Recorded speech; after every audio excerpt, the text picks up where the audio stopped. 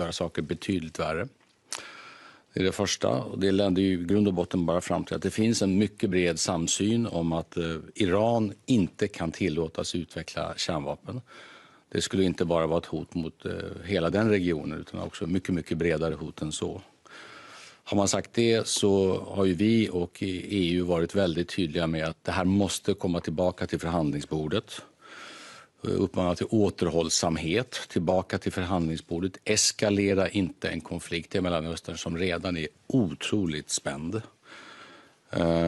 Det finns också mycket breda risker i detta. Vi ser redan idag med anledning av det som händer i Mellanöstern, mer specifikt i Gaza, så ser vi betydande oroligheter på många håll runt också i vår del av världen. Det här kan driva upp det ytterligare. Risken för terrorhot och andra farliga aktiviteter på europeisk mark ökar i detta. Så vår uppmaning är deeskalering, tillbaka till förhandlingsbordet, säkerställa att Iran inte tillåts utveckla kärnvapen.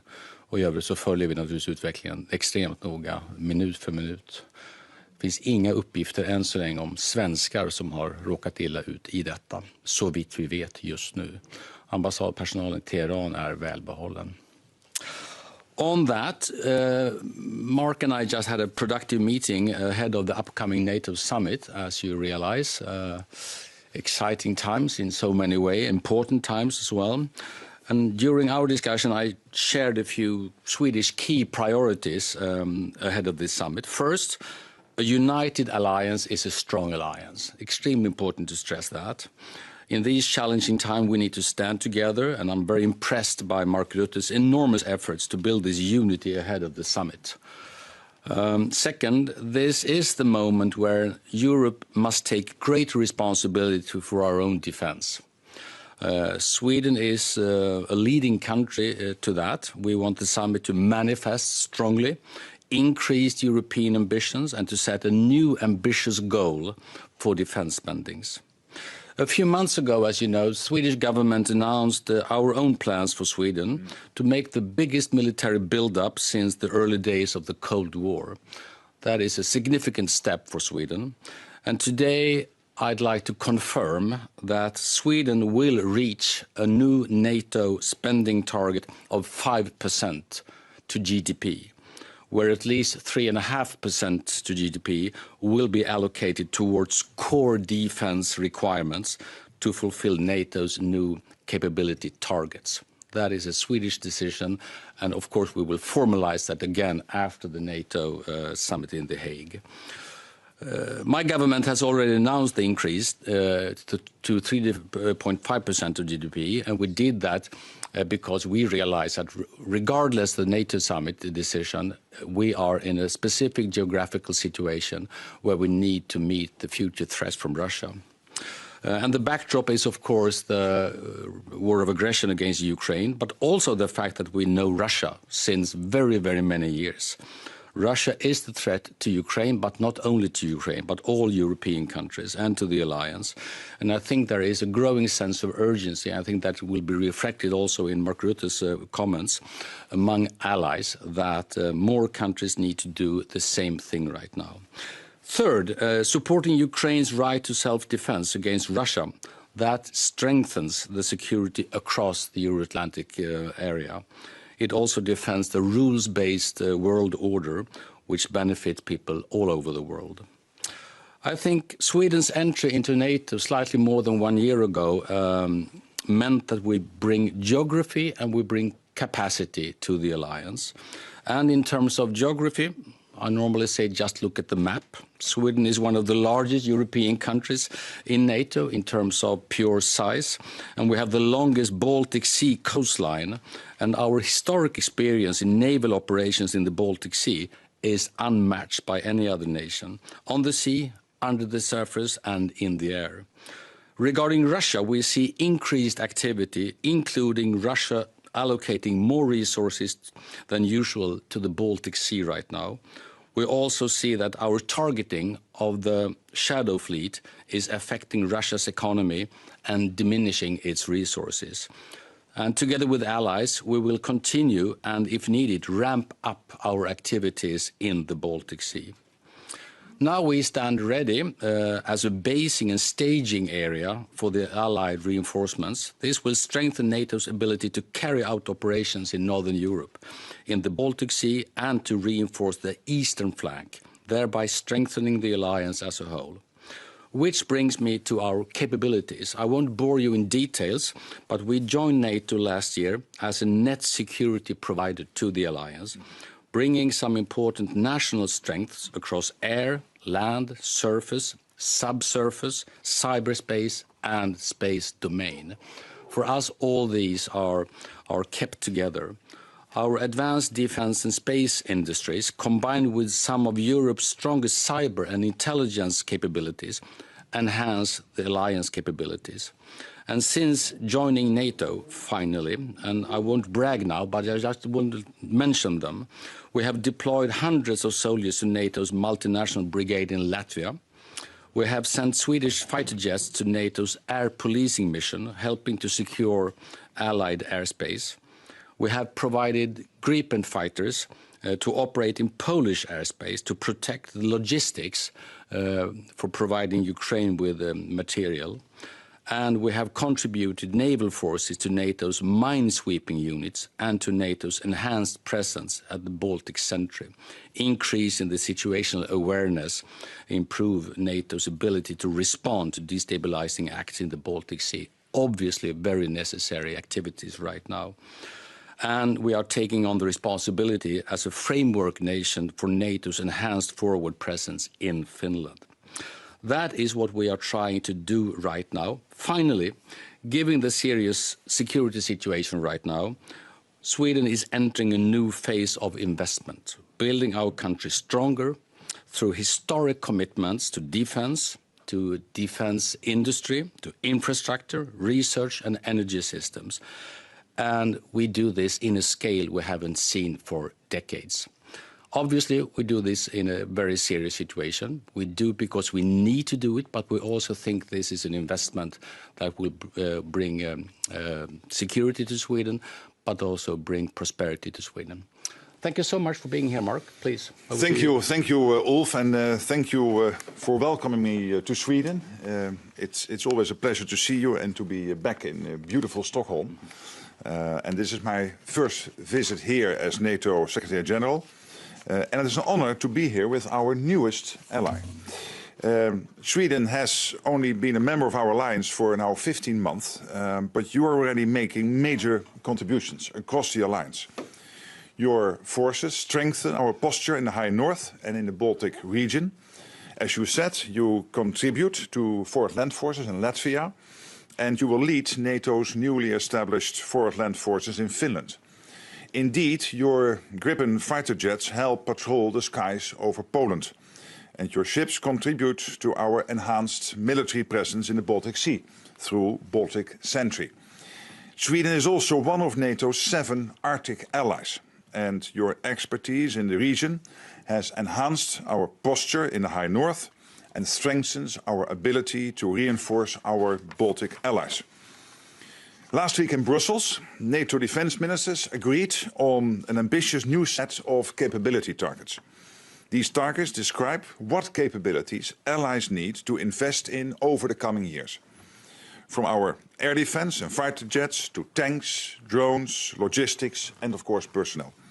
And this is what it takes to keep our 1 billion citizens safe and to keep our deterrence and defense strong against a rapidly reconstituting Russia. So these targets, these capability targets, are the foundation for a new defense investment plan, a key priority which we will take forward during the NATO summit in The Hague.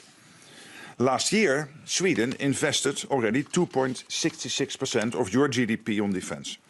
And indeed, I welcome your government's strong determination to go much and much further. This is a clear demonstration of Sweden's commitment to collective defense. Boosting defense industrial production is another key priority for the summit in The Hague. And Sweden also here is playing a leading role. Because you have a world-class defense sector. With companies like Saab, the leading supplier to the Swedish armed forces. and Volvo Defence. Sweden is helping to drive forward the modernization and resilience of our collective NATO defence industry. Sweden is also a hub of advanced research on defence industrial capabilities. Sweden is a staunch supporter of Ukraine. Since 2022, you have provided over 7 billion euros in military assistance to Ukraine, including 1.25 billion in the first 4 months of this year alone. In terms of GDP, this places Sweden among the top contributors to Ukraine. And I also welcome your investment in Ukrainian defence industry. You are truly leading by example. We are now less than 2 weeks away from the NATO summit in The Hague. And there I expect leaders to make bold decisions to further strengthen our deterrence and defence, including agreeing a new defence investment plan that would bring our defence investment to 5% of GDP over the next several years. This will ensure that allies have the forces, the capabilities and also the industrial base required to meet the challenges of today and tomorrow. So, dear Ulf, thank you once again for your hospitality, your leadership and your commitment to our transatlantic alliance. Thank you so much. Thank you so much, Mark. Thank you so much. And please, the floor is open. We'll start with a question from TT over here. Thank you very much. I would like to ask the General Secretary and also the Prime Minister, could you elaborate regarding the situation in the Middle East with Israel and Iran? You say that this could escalate. How and also what should the international community do right now in order to de-escalate the tensions? Well, it is obviously a rapidly evolving situation. This was a unilateral action by Israel. So I think it is crucial for many allies, including the United States, to work as we speak to de-escalate. I know they're doing that. And I think that is now the first order of the day. To state the obvious, this could escalate. That's quite obvious. It could also de-escalate. Depends on what's going to happen the coming hours and days. And that's why I just said that basically we don't need an escalation in a region which is already so heated in so many ways. For the regional reasons, of course, but also for the risk for spreading problems around the world. So we call for de-escalation, but obviously it is the countries in the region that make their own decisions on that. Former Swedish PM Carl Bildt calls this an ongoing war right now. Do you agree with him? An ongoing war? Yeah, with the latest attack. Well, I mean, we have seen the warnings have been there. The risks for nuclear armament in Iran has been a big problem for many countries since long. There are reasons behind these negotiations that have been on and off for quite some time. So we take those threats seriously, very much so. If they were to develop nuclear arms, that would be a threat not only for that region, but for many, many more countries. So we take it very seriously. But the answer should be to de-escalate and get back to the negotiation table. All right, we'll do the next question from SVT. Thank you, Anders Öbrink, SVT. A question to you both. First, Mr. Secretary General, Sweden has recently seen a wave of suspected cyber attacks. What is your view? Was this expected when Sweden became a NATO country? And what can NATO do to defend and deter member countries against these kind of cyber attacks? And Mr. Prime Minister, could you elaborate in Swedish on the Swedish GBT goal that you told us about? Please, Mark. Yes, and on the cyber attacks, of course, these are facts at the moment that they take place, and they are part of the hybrid threats NATO is facing, and cyber attacks, but of course also in some cases even the jamming of commercial airplanes in the Baltic region. So we see many versions of these hybrid threats, and the cyber attacks are of course a big worry. It's impossible for me to assess whether there is a direct link between these attacks and now Sweden being a member of NATO. Of course, Sweden always had an impressive defense industrial base and an impressive defense system itself. I guess also in the past, our adversaries would also have an interest in Sweden even before you joined NATO. But what we have to do collectively, and this is what NATO is getting better and better at, is to make sure, generally when it comes to these hybrid threats, to make sure that we collectively assess what is happening, that we collectively decide on what is the best way to protect ourselves. Of course, we are not going to make our adversaries any wiser by going into all the details, but you can be assured that we navigate this very closely together and that Sweden plays a big role there. May I just add on to that? I think the new thing is not Russian interest in trying to affect Sweden in a negative way and to do hostile things in the Baltic Sea. The new thing is our ability to defend ourselves collectively. That's the new thing. And I think the Baltic Century has proven that in a very important way. All the Baltic Sea countries are joining efforts together to counter what we obviously have to see as potential threats from Russia. På svenska, vi fattade ju besluten i Sverige för bara någon månad sedan om att gå till 3,5%, och 3,5% sa vi, det är vårt estimat, vår bästa bedömning av var NATOs mål kommer att hamna. Inte för att följa NATO utan för att vara med och påverka NATO.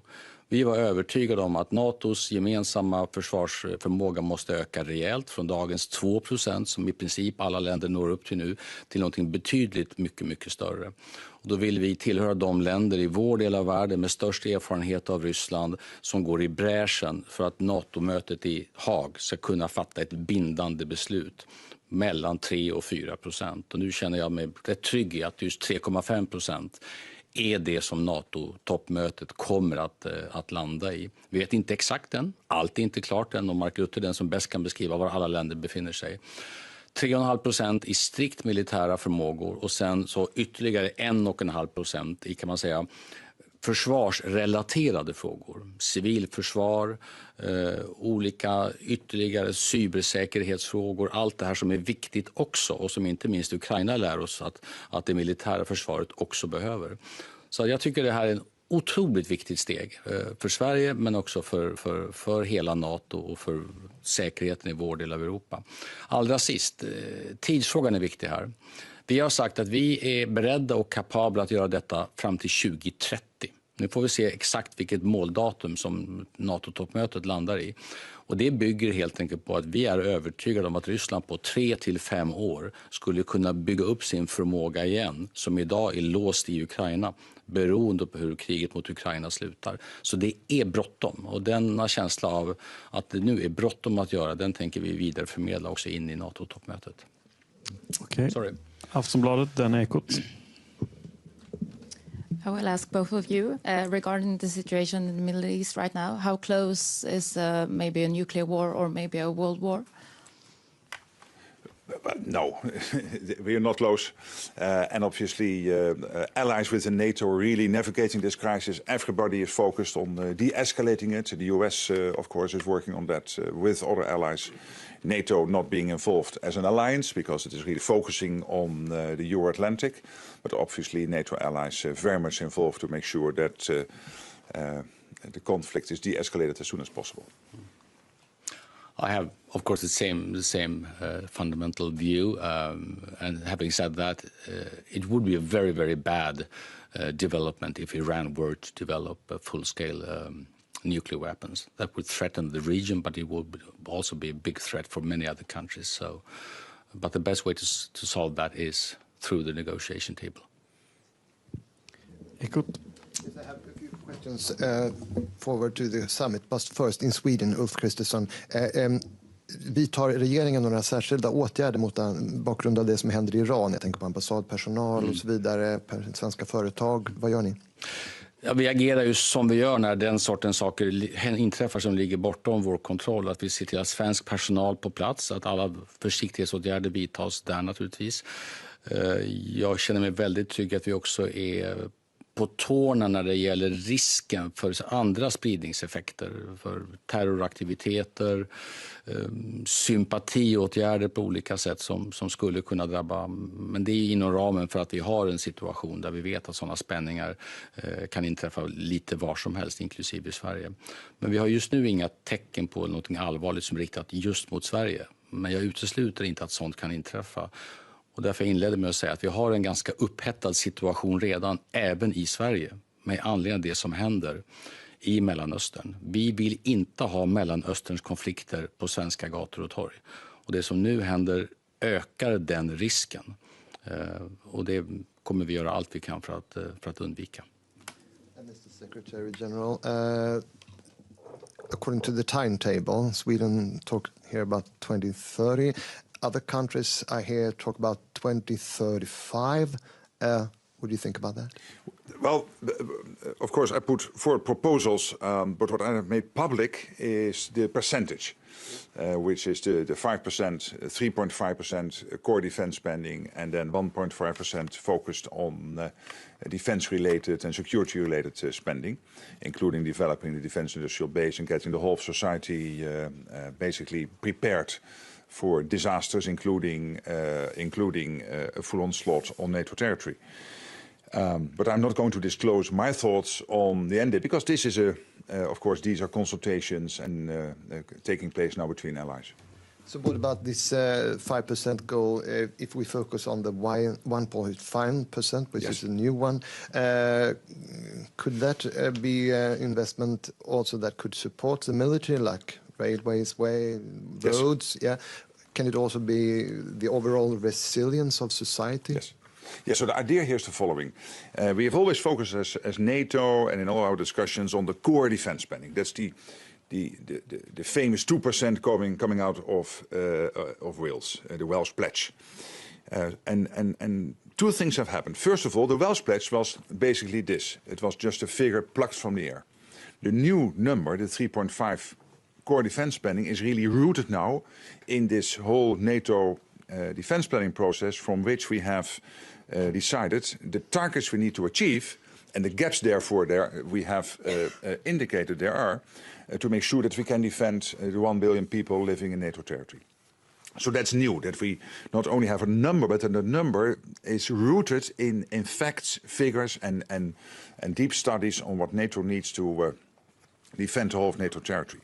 The second new thing is that next to that old 2%, the new 3.5%, we also decided we have to focus more on everything defense related. Indeed, exactly as you said, that has to do with making sure your infrastructure can not only support your Volvo car, but is also able to support the tank, to make sure the tank can, for example, cross the bridge. It has to do with developing the defense industrial base, because what is really keeping me awake at night is, yes, of course, the defense spending, but I think we can get there in The Hague. I must say the longer-term reason to stay awake at night is that we are not producing enough to make sure that we can defend ourselves, for example, against the Russians, and they're rapidly reconstituting themselves, including their defense industrial base, having their whole economy now on a war footing. And that means that the 1.5% is also related to this, developing the defense industrial base. And then third, indeed, is the whole of society approach. You here in Sweden, and I met him, you have a minister who is solely responsible for, I don't know exactly what his job title is, but not for the defense part, but to make sure that the whole of society is prepared. Sorry for the way I explained it. You know better, of course, his exact job title, but I met the guy and I was really impressed. But also countries like Norway, the Baltics, Finland, but many other parts, including my own country, we have not something like that. We need to develop much more in terms of getting the whole of society prepared. And that is much more than making sure we have water for 3 days. Yes, that's also part of it. But it has to do with where do you go to if a disaster, natural disaster or a military disaster strikes your country. Where do you go to? What is your role? Who will do what? Etc. So that is much more than only making sure that you have food and water for 3 days. I hear that Mark Rutte had a good meeting with Carl-Oskar Bolin. And honestly, when I appointed... I still don't know his job title. What was the job title? Minister for Civil Defense. No. So when I appointed him, we realized that the first minister with that title and responsibilities since the Second World War. So I think that says something about the tradition, but also the needs we have right now. Okay, Reuters, if there was a question, then SVD. Okay, SVD. Okay.